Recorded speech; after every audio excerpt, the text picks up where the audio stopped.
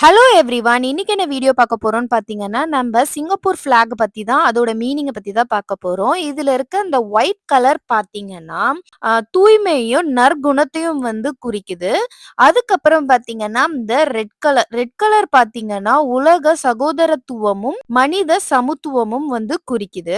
அதுக்கப்புறம் இந்த ரெட் கலர்ல இருக்கிற அந்த நிலா மாரியான ஷேப் வந்து என்ன சொல்லுதுன்னா, சிங்கப்பூர் வந்து ஒரு வளர்ந்து வரும் ஒரு இளம் நாடு அப்படின்றத வந்து குறிக்குது.